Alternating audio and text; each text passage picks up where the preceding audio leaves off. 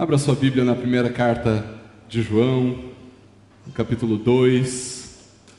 Quero ler com os irmãos do texto do versículo 24 até o versículo de número 27, primeira carta do apóstolo João, capítulo 2.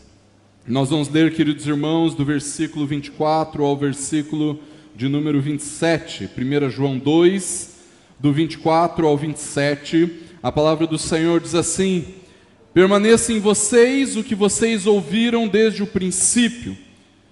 Se o que ouviram desde o princípio permanecer em vocês, também vocês permanecerão no Filho e no Pai. E esta é a promessa que Ele mesmo nos fez, a vida eterna. Isto que acabo de escrever para vocês é a respeito dos que estão tentando enganá-los. Quanto a vocês, a unção que receberam dele permanece em vocês e não precisam que alguém os ensine, mas como a unção dele os ensina a respeito de todas as coisas, e é verdadeira e não é falsa, permaneçam nele, como também ela ensinou a vocês.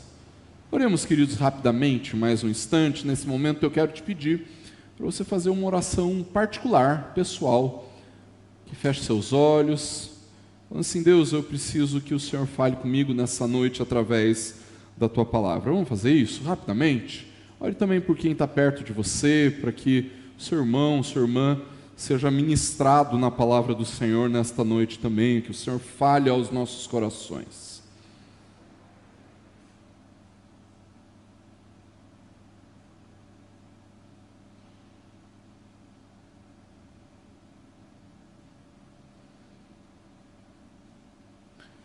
Senhor Deus, nós confirmamos aquilo que o presbítero Paulo acaba de orar, clamando para que o Senhor fale aos nossos corações. Deus, nós somos completamente movidos pela Tua Palavra. Se não fosse pelo Senhor falando conosco, ministrando nas nossas vidas, nós continuaríamos completamente perdidos, sem saber para onde ir, sem saber para onde olhar, sem saber o que pensar a respeito do mundo à nossa volta. Mas exaltado seja o Teu nome, louvado seja o Senhor, porque o Senhor fala aos nossos corações. E nesta noite, Deus, nós clamamos para que o Senhor continue a ministrar nas nossas vidas, nos ensinando a Tua Palavra, nos revelando a verdade através daquilo que o Senhor nos fala. Nós clamamos também, Deus, por tantas outras igrejas, que neste momento a Tua Palavra é fielmente pregada, que o Senhor fale ali aos corações dos crentes também, e que nós sejamos verdadeiramente impactados, a ponto de transformarmos a realidade em que vivemos, a partir daquilo que ouvimos do Senhor que fala conosco. Age, Deus, na nossa vida, é o que nós te pedimos em nome e para a glória do Senhor Jesus. Amém. Na última semana, queridos irmãos, eu falei sobre a nossa perseverança na verdade, e essa perseverança, na verdade, como sendo a melhor forma de batalharmos contra o engano dos falsos mestres. É muito comum nas mais variadas denominações, inclusive na nossa, que às vezes a gente queira combater o engano menosprezando aqueles que nos enganam, ou então falando mal daqueles que estão equivocados teologicamente. No entanto, queridos, a melhor forma de combatermos o engano, a melhor forma de perseverarmos é não apenas menosprezando o engano, o equívoco, não de forma alguma menosprezando o engano, o equívoco, mas firmando os passos naquilo que é verdadeiro. Queridos, quando nós firmamos o nosso coração e a nossa mente naquilo que o Evangelho nos fala, naquilo que a Palavra do Senhor nos fala, então nós estamos armados, nós estamos completamente preparados para combatermos toda forma de engano que aparece diante de nós. E hoje, queridos, como não poderia ser diferente, eu gostaria de meditar com os irmãos sobre como nós podemos de fato permanecer na verdade. Porque quando nós olhamos para a maior parte daquilo que temos visto por aí, principalmente naquelas igrejas que se dizem avivadas nos nossos dias, nós vamos encontrar um estilo de cristianismo completamente desvinculado da palavra, daquilo que Deus fala na sua palavra, desvinculado do conhecimento doutrinário, desvinculado do conhecimento teológico. E então as pessoas, em realidades como essas, elas dizem assim: olha, pastor, eu não quero saber de doutrina, o que eu quero é o Espírito. Eu quero provar de milagres e eu não quero saber muito de teologia. E isso faz então com que aquela igreja, do que aqueles irmãos cresçam baseados em experiências místicas, sem conhecer realmente aquele a quem adoram, propagando os seus enganos e fazendo com que uma boa parte dos cristãos que congregam nessas igrejas acabem sofrendo pela falta de alimento consistente. E aí estão doentes emocionalmente, doentes espiritualmente e desesperados quando as coisas não dão tão certo quanto os seus líderes e pastores diziam que poderiam dar. E em realidades como essa, negam a verdadeira igreja, negam a fé, negam Jesus. Por outro lado, queridos, na maior parte das igrejas que se dizem conservadoras ou então históricas, nós encontramos uma espiritualidade extremamente pobre, com uma falsa ou quase nenhuma experiência espiritual, com pouca ou quase nenhuma consciência da ação do Espírito nas suas vidas. E as desculpas nessas igrejas também são, assim como nas outras, as mais variadas. Elas falam assim: eu não preciso provar de milagres para provar do Espírito, eu não preciso chorar para saber que Deus está agindo na minha vida, eu não quero saber do crescimento numérico.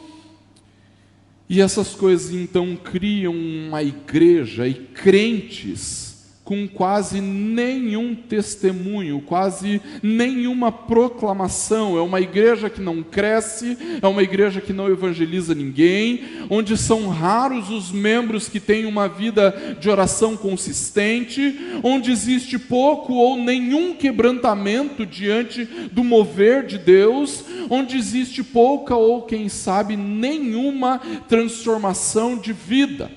Não existe piedade, não existe devoção, e com isso, negam a verdadeira igreja, negam a fé e negam Jesus. A igreja dos nossos dias, queridos, criou uma separação enganosa, e para não dizer que essa separação é uma separação demoníaca, entre o conhecimento da palavra e o conhecimento do Espírito Santo. Mas será que deveria ser assim mesmo? Será que enquanto essa separação existir, nós não estaremos muito mais sujeitos aos enganos e às mentiras que muitos tentam nos empurrar? E é exatamente sobre isso, queridos, que o apóstolo João quer ensinar aos seus filhinhos no texto em que nós acabamos de ler. João quer que as suas ovelhas permaneçam na verdade, vivendo um equilíbrio, e esse é o desafio do cristianismo dos nossos dias, irmãos, uma vida equilibrada na verdade.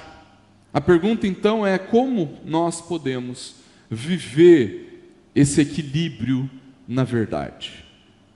A primeira coisa, queridos, que nós precisamos perceber é que não tem como permanecer na verdade se nós não permanecermos na palavra. É impossível permanecer na verdade se não permanecermos na palavra. No versículo 24, João alerta as suas ovelhas: permaneça em vocês o que vocês ouviram desde o princípio. E aqui, queridos, nós temos uma distância de compreensão entre aqueles crentes do primeiro século e nós, Porque quando nós, nos nossos dias, nós dizemos para permanecer naquilo que nós ouvimos desde o princípio, nem sempre isso significa permanecer na verdade da palavra, na verdade do Evangelho.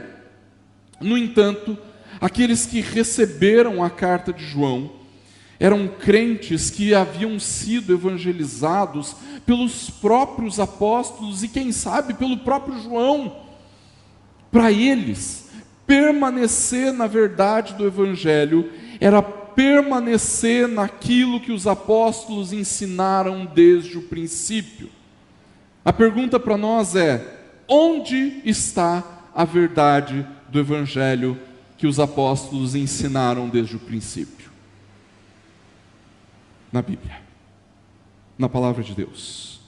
Para nós, queridos, permanecer naquilo que ouvimos desde o princípio é permanecer na palavra, é permanecer no Evangelho.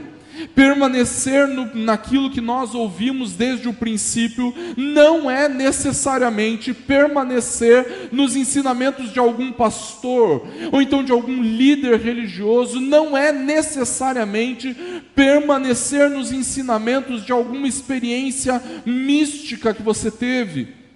Nós precisamos, irmãos, permanecer na palavra, permanecer no Evangelho.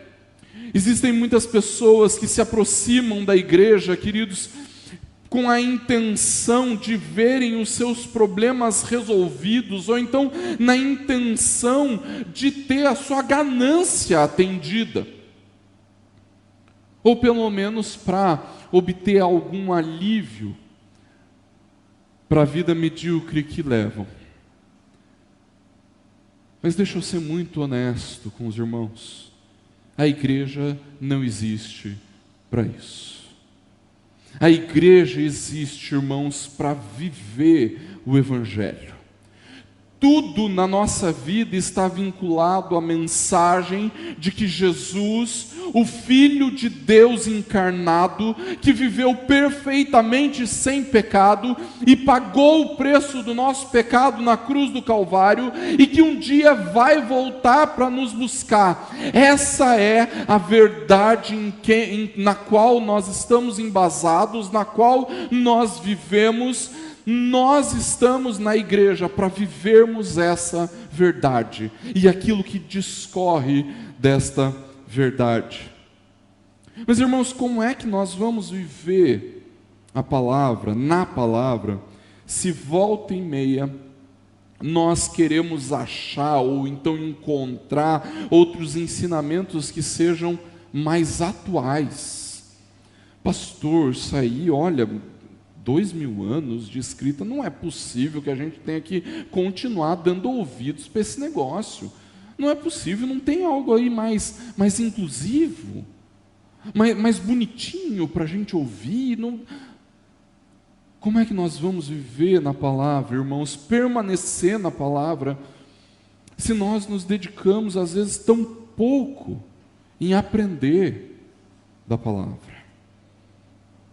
Se a Bíblia continuar a ser um livro que alguém lê para você, então você nunca vai conseguir viver na palavra. Se a Bíblia é um livro que o seu pastor lê, se a Bíblia é o livro que o seu professor de escola dominical lê, então você nunca vai conseguir viver na palavra. Irmãos, o grande motivo pelo qual alguns são enganados tão facilmente pelas novas correntes teológicas ou então pelas modinhas do mundo gospel que a gente vê por aí, é justamente pelo fato de não conhecerem a palavra. E se não conhece a palavra, como vai viver na palavra? E se não vive a palavra, como pode permanecer nela? Mas veja como isso é sério, irmãos, porque essa é a única forma de nós permanecermos em comunhão verdadeira com Deus o Pai e com seu Filho. É só se nós permanecemos na palavra, naquilo que nós ouvimos desde o princípio, que essa comunhão se torna efetiva. A continuação do versículo 24 é isso mesmo que o apóstolo João nos diz: se o que ouviram desde o princípio permanecer em vocês, então também vocês permanecerão no Filho e no Pai. Irmãos, a verdadeira comunhão da fé é a comunhão com o Filho e com o Pai. Nós só podemos desfrutar de comunhão verdadeira entre nós, como igreja, se nós permanecermos no Filho e no Pai. O apóstolo João diz lá no início desta carta, capítulo 1, versículo 3, a nossa comunhão é com o Pai e com o seu Filho, Jesus Cristo. Não existe verdadeira comunhão sem o Pai e sem o Filho. Qualquer reunião de pessoas sem Deus, qualquer reunião de pessoas sem Jesus, é qualquer coisa, menos igreja. E a forma como João diz que nós permanecemos em Deus e em Jesus é através da palavra. Alguém que queira viver na igreja, mas que não quer viver na palavra, nunca vai poder provar de verdadeira comunhão. Mas não é só isso, queridos, porque permanecer na palavra, permanecer no evangelho que os apóstolos ensinaram, é um fator indispensável para permanecermos no Filho e no Pai. Ou seja, não tem como viver a vida da fé cristã sem permanecer na palavra. É o evangelho que os apóstolos ensinaram que nos mostra quem o Pai é. É o evangelho que nos mostra quem é o Filho e o que o Filho fez para nos salvar. Mas não é apenas isso, queridos. Todas essas coisas nós sabemos com clareza. O evangelho nos mostra Deus, o evangelho nos mostra quem Jesus é, o evangelho nos mostra o que Jesus fez. Mas nós precisamos ir além disso, porque nós precisamos entender que é o evangelho que nos mostra quem nós somos. É o evangelho que mostra o que nós de fato precisamos na vida, em tudo aquilo que nós vivemos. É o evangelho que traz equilíbrio para a vida emocional e não as fotos de Instagram que você curte. É o evangelho que nos ensina o trabalho, independente da profissão que você tenha. É o evangelho que nos ensina o que é o trabalho e como trabalhar. É o evangelho que nos mostra como nós devemos criar os nossos filhos. É o evangelho que nos ensina a ser marido, a ser esposa. É o evangelho que faz isso, irmãos. O evangelho é o que move toda a nossa vida. E se alguém não permanece no evangelho que os apóstolos ensinaram desde o princípio, então esse alguém não sabe o que é a vida. E mais que isso, se alguém não permanece no evangelho, então é porque de fato nunca experimentou o que é a salvação. Queridos, às vezes nós achamos que o evangelho é uma mensagem apenas para aquele nosso vizinho que não é crente. Às vezes nós achamos que quem precisa do evangelho é aquele nosso colega de trabalho que não acredita em Jesus. A verdade é, queridos, que toda a nossa vida deveria ser moldada pelo fato de que Jesus, o Filho de Deus, se encarnou, viveu perfeitamente sem pecado, morreu na cruz do Calvário para pagar o meu e o seu pecado, ressuscitou para nos dar a vida eterna e um dia vai voltar para nos buscar. Isso deveria moldar absolutamente tudo o que nós fazemos. Desde as tarefas mais básicas da nossa vida até a nossa visão com a qual nós enxergamos o mundo à nossa volta. Você quer saber se algo que você viu na internet essa semana é verdade? Confronte essa mensagem com a mensagem do Evangelho.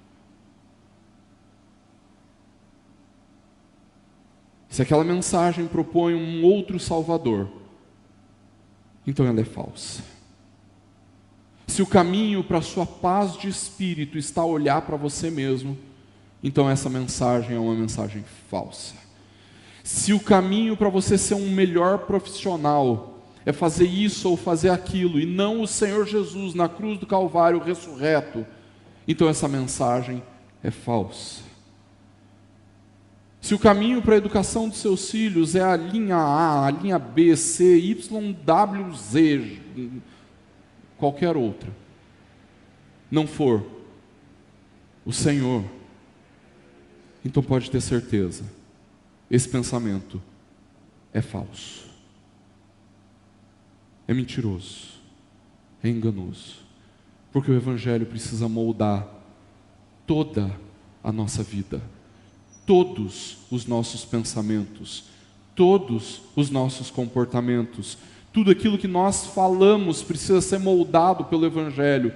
Tudo aquilo que nós pensamos precisa ser moldado pelo Evangelho. E se isso não é real para nós, então, queridos, é possível que você ainda precise de conversão.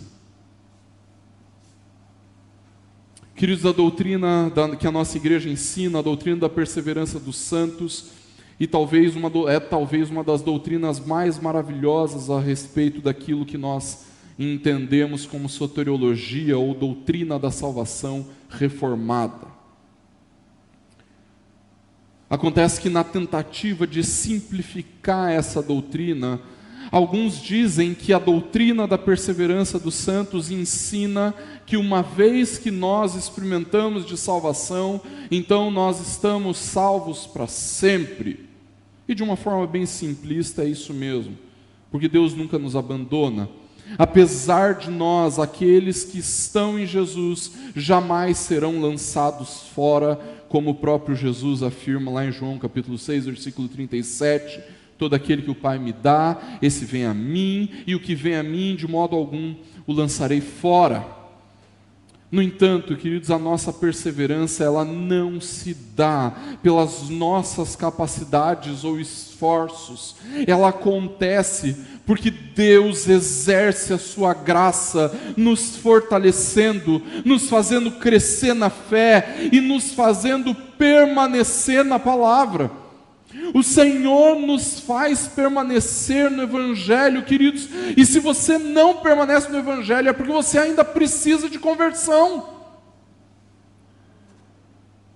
A vida cristã sem a palavra, a vida cristã sem o Evangelho que os apóstolos ensinaram desde o princípio, vira apenas uma empolgação, vira uma superstição e um misticismo maluco. Sem nenhuma perseverança, apenas uma busca incansável por milagres, por bênçãos, por arrepios. É por isso, queridos, que para vivermos uma vida equilibrada, na verdade, nós precisamos permanecer na palavra, mas não é só isso, porque permanecer na palavra é apenas uma das faces do permanecer na verdade. Porque permanecer na palavra vai intensificar cada vez mais a nossa comunhão com o Espírito. Porque se nós queremos permanecer na verdade, não cair no engano dos falsos mestres, dos anticristos que nós temos na nossa sociedade, então nós precisamos, em segundo lugar, estar constantemente desfrutando da presença do Espírito Santo. O reformador João Calvino, irmãos, diz que a palavra de Deus deve moldar a nossa experiência no Espírito. Mas ele também dizia que a nossa experiência no Espírito vai nos mostrar na prática que aquilo que a Bíblia diz é a verdade.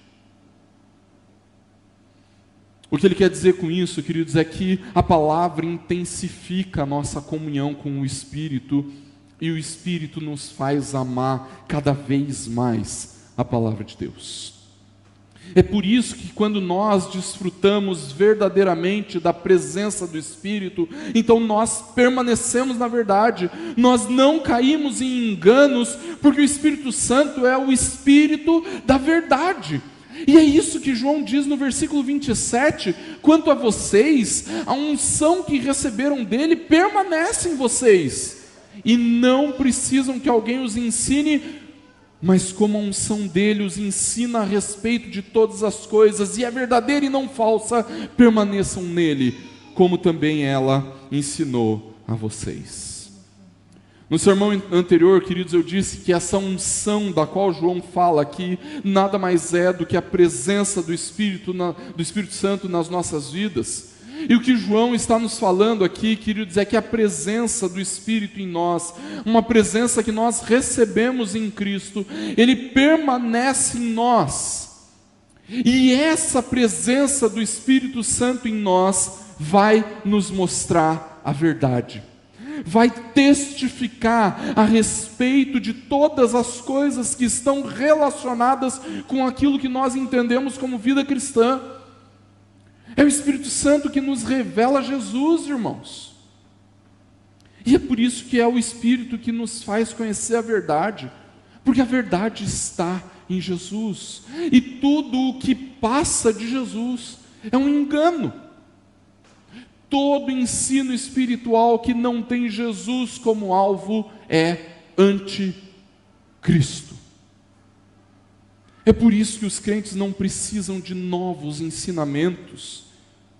Nós temos o Evangelho, irmãos, o Evangelho que os apóstolos ensinaram desde o princípio, e não apenas isso, nós temos o Espírito que nos testifica a verdade. O ensino dos anticristos, dos falsos mestres, é completamente desnecessário. Os crentes já conhecem a verdade. O Espírito os ensina a verdade. É por isso, irmãos, que a presença do Espírito Santo é um fator indispensável para permanecermos na verdade. Sem o Espírito é impossível conhecer verdadeiramente a Cristo, porque é o Espírito Santo que nos revela quem Jesus é. O Espírito ensina a verdade, e a verdade é Jesus Cristo, Filho de Deus, o Salvador. O Espírito o tempo todo aponta para Jesus. A comunhão com o Espírito nos conduz a Jesus. Os milagres e as manifestações extraordinárias do Espírito nos conduzem a Jesus. Os dons do Espírito nos conduzem a Jesus. É por isso que nós precisamos de maior comunhão com o Espírito, irmãos, porque tudo o que o Espírito faz nos conduz cada vez mais para Cristo. A presença do Espírito em nós nos faz permanecer em Jesus, nos faz amarmos Jesus cada vez mais, nos faz contemplar a face de Cristo e a salvação graciosa cada vez mais. O Espírito Santo nos encanta cada vez mais com a doçura da voz de Jesus. Nós ficamos cada vez mais espantados com o amor de Cristo, com quem Ele é, com seu caráter de bondade, de graça, de majestade. É por isso que sem o Espírito o conhecimento vira um academicismo mortal. A teologia que é feita à parte do Espírito é mentirosa, é enganosa. A prática da vida cristã sem o Espírito é envenenadora, ela é mortífera, ela só produz morte e legalismo. Sem o desfrutar completo da presença do Espírito em nós, queridos, tudo o que nós temos é morte, porque o Espírito Santo é que nos vivifica. Sem desfrutarmos da presença do Espírito em nós, tudo o que vivermos será mentira. Porque o Espírito Santo é o Espírito da verdade. É por isso que nós temos que ter mais piedade, irmãos. É por isso que nós temos que orar mais. É por isso que nós temos que exercitar mais os dons do Espírito. É por isso que o nosso caráter precisa ser moldado pelo fruto do Espírito, para que a gente permaneça na verdade, irmãos.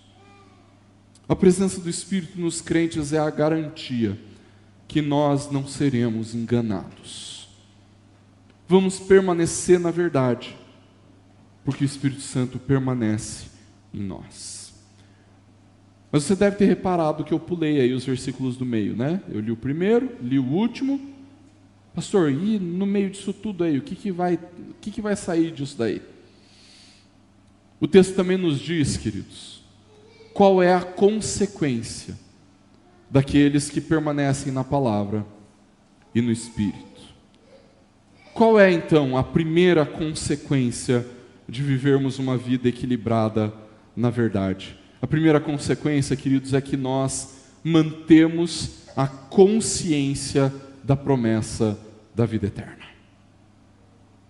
João diz no versículo 25, esta é a promessa que Ele mesmo nos fez, a vida eterna. Seja bem honesto, não precisa responder em voz alta não, pensa aí no seu coração, na sua mente. Diante das lutas da vida, o quanto você se sente tentado a esquecer que a promessa de Jesus para nós não está vinculada àquilo que nós vivemos aqui. Se você é um ser humano como eu tenho certeza que de vez em quando você precisa ser lembrado dessa realidade maravilhosa. Nós temos a vida eterna. Acontece, queridos, que nós somos tão materialistas e tão imediatistas que volta e meia nós depositamos a esperança de uma vida melhor aqui, nesse momento, nesse tempo. Mas perceba, Jesus nunca prometeu que nós teríamos uma vida tranquila, ao contrário. No mundo, passais aflições. O que nós precisamos, queridos, é manter a consciência de uma vida eterna, uma viva esperança, e essa viva esperança está na nossa eternidade com Deus. A única forma de nós vivermos essa viva esperança, queridos, e de desfrutarmos e mantermos a consciência da vida eterna, aqui, agora e no porvir, é permanecendo na palavra e no Espírito. Aqueles que permanecem na verdade, queridos, têm a promessa da vida eterna, e mantendo essa consciência da vida eterna, nós mantemos a nossa esperança no lugar certo. Deixa eu dar um exemplo para os irmãos. Eu estou lendo um livro chamado Desafio aos Pais, de um autor chamado Paul Tripp, um pastor americano chamado Paul Tripp. E nesse livro, aliás, eu recomendo para todos os pais a leitura desse livro, Desafio aos Pais. E nesse livro ele fala sobre a importância do Evangelho na criação dos filhos. E que o nosso erro como pais é normalmente agirmos com os nossos filhos como se eles fossem nossos. Já parou para pensar isso? Que os nossos filhos, na verdade, antes de serem os nossos filhos, eles são de Deus? E como um bom crente, fiel ao Senhor Jesus, você consegue lembrar que a única coisa que provoca uma transformação verdadeira de vida é o Evangelho? E que nós, como pais, não temos o poder de transformar a vida dos nossos filhos, e só o Evangelho pode fazer isso?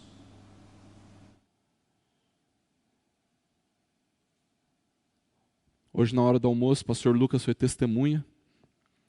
Daniel estava tocando fervo lá na casa da minha mãe, quase mais ou menos o que ele estava fazendo aqui no culto, gente. Vai ficar para a posteridade essa, né? O Daniel vai ver o quanto ele fez o pai e a mãe passar vergonha. Não tem problema, faz parte. Hoje, na hora do almoço, logo depois de almoçar, o Daniel começou a ferver. E a May virou para mim e falou assim, não adianta, ele está com sono, ele precisa dormir. Eu virei para a May e falei assim, ele não precisa dormir. Ele precisa de Jesus. Ele precisa do Evangelho. Porque ele vai dormir e ele vai acordar igualzinho. Você quer um exemplo? Ele dormiu antes de vir para cá.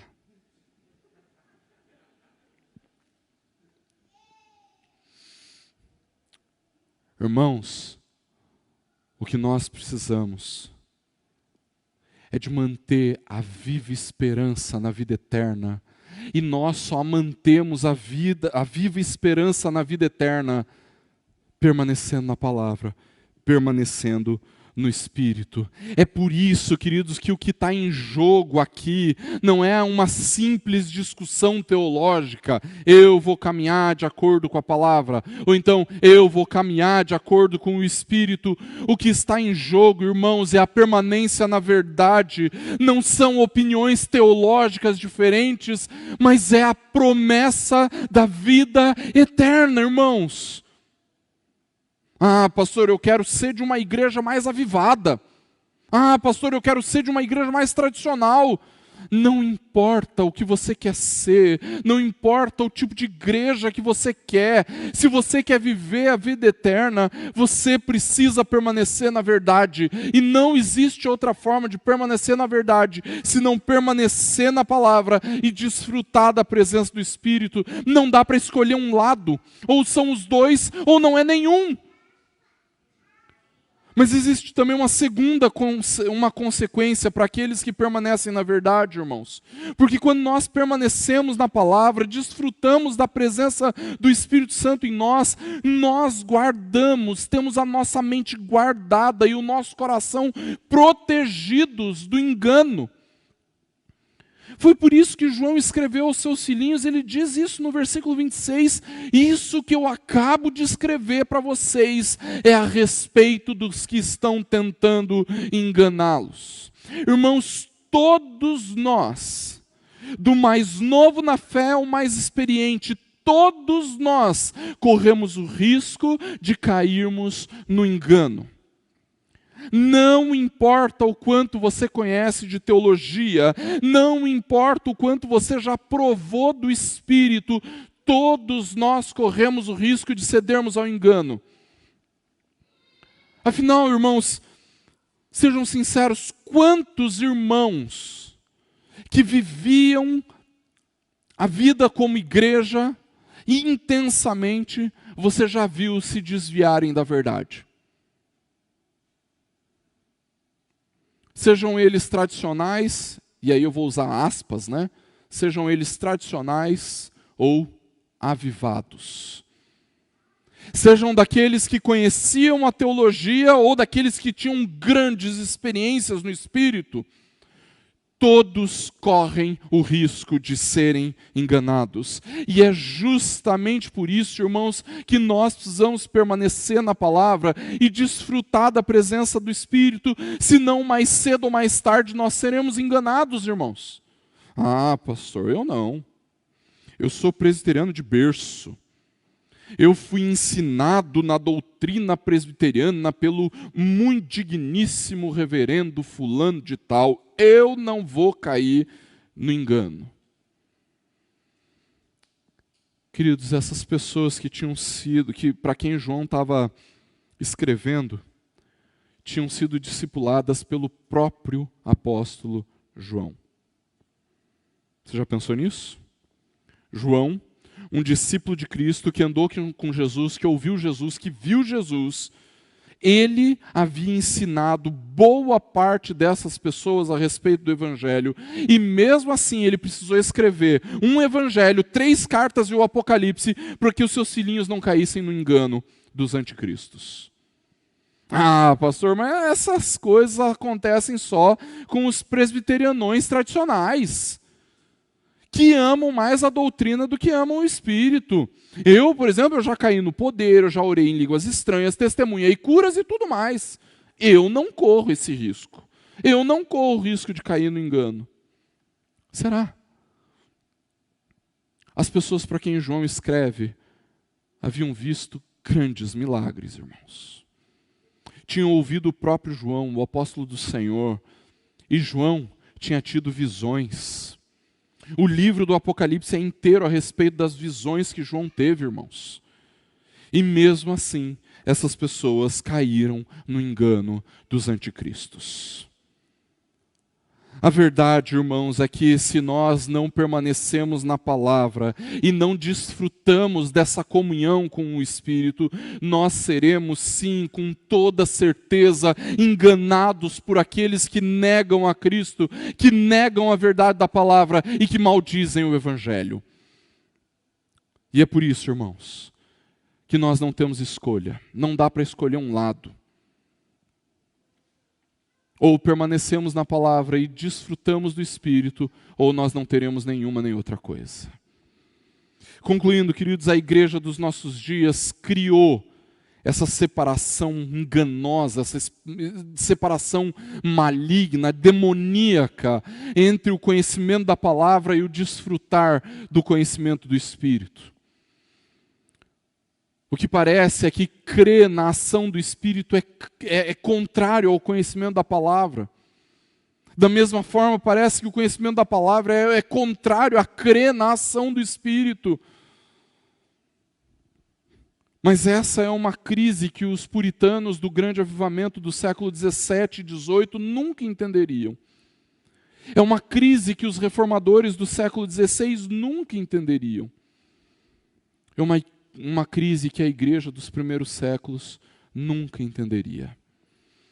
Não deveria haver uma diferença, irmãos, entre crer na ação do Espírito e o conhecimento da palavra. Essas coisas precisam andar juntas e, na verdade, até eu utilizar a palavra equilíbrio pode ser enganosa aqui, queridos. Porque se nós vivermos o extremo da vida da palavra, isso nunca nos levaria a desacreditarmos do Espírito. Assim como se nós vivêssemos o extremo da vida do Espírito, isso nunca nos levaria a desprezarmos a palavra. Pelo contrário, quanto mais conhecimento da palavra nós temos, irmãos, mais nós deveríamos desfrutar dessa comunhão maravilhosa com o Espírito. Mais nós deveríamos viver pelo Espírito. E quanto mais cheios do Espírito estivermos, mais nós deveríamos nos dedicar em conhecer e sermos cada vez mais apaixonados, amar a palavra do Senhor. É por isso, irmãos, que eu confesso que nem mesmo a palavra equilíbrio que eu utilizei no sermão é satisfatório. Eu usei apenas para a gente compreender a importância de conhecermos a palavra e vivermos no Espírito. E por mais que boa parte da igreja de hoje negue essa realidade, queridos, a única forma de permanecermos na verdade é vivendo na palavra, é vivendo no Espírito. Alguém que se aprofunda no conhecimento verdadeiro da palavra deveria estar desfrutando das melhores e mais profundas experiências com o Espírito. Da mesma forma, alguém que se aprofunda nas experiências do Espírito deveria amar cada vez mais a palavra de Deus. Conhecer cada vez mais a palavra, queridos, nos leva a conhecer cada vez mais do Espírito que fala na palavra. Ter experiências profundas com o Espírito nos leva a ter experiências ainda mais profundas com a palavra. Por isso, queridos, a única forma de nós vivermos os fundamentos da vida cristã, que é o tema da nossa série em 1 João, é experimentarmos de uma vida equilibrada na verdade. Uma vida de conhecimento da palavra e de comunhão com o Espírito. A vida na palavra, a vida no Espírito. Que em todo tempo, queridos, o Espírito que habita em nós nos faça amar cada vez mais a palavra de Deus. E que o conhecimento da palavra que nós tanto nos dedicamos nos leve a vivermos no Espírito. E que assim, queridos, o Senhor Deus nos abençoe. Feche seus olhos, abaixe sua cabeça, vamos orar. Deus, em nome de Jesus, Pai, nós te louvamos pela Tua palavra. Te louvamos, Deus, porque cremos que o Senhor fala conosco. Deus, não existe dicotomia. Uma vida no Espírito precisa ser uma vida na palavra. Uma vida na palavra precisa ser uma vida no Espírito. Nos conduz a isso, Deus. nos faz desfrutarmos cada vez mais do Teu Espírito enquanto estudamos a Palavra. E que enquanto nós estudamos a Tua Palavra, Deus, que o Senhor nos faça provar de experiências ainda mais profundas e impactantes no Espírito. Age, Deus, nas nossas vidas. Fala ao nosso coração, Pai. Que o tempo todo, Deus, o Senhor renove em nós, ao vivermos na palavra e no Espírito, o Senhor renove em nós essa viva esperança de uma vida eterna contigo. Que o Senhor proteja a nossa mente e coração do engano, daquilo que é anticristo, Deus. Pai, continua a ministrar nas nossas vidas, que nós sejamos verdadeiramente impactados pela verdade da Tua Palavra e pela comunhão do Espírito. Age com graça, ó Deus, nas nossas vidas, nos ensinando aquilo que nós precisamos aprender, falando aos nossos corações aquilo que nós devemos provar, nos conduzindo, Deus, a uma vida cristã mais fundamentada na Tua verdade. Age, Deus, com graça. É o que nós te pedimos, em nome e para a glória do Senhor Jesus. Amém.